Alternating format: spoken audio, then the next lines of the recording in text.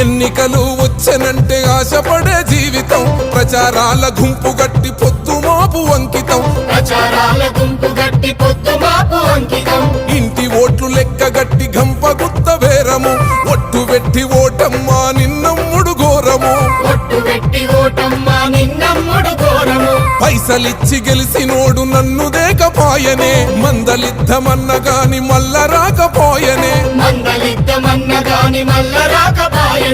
ఒడ్డు చేరదాకా చూడు ఓపికగా ఉన్నాడు గద్దె మీదికెక్కినాక గద్దరించుతున్నాడు సమస్యలు చెబుదామంటే సాలుపో అంటున్నాడు ఇంటి చుట్టూ తిరుగుతున్న కంట చూడకున్నాడు తప్పంతో నాదే నా బాధ చెప్పరాదే ఎంత పని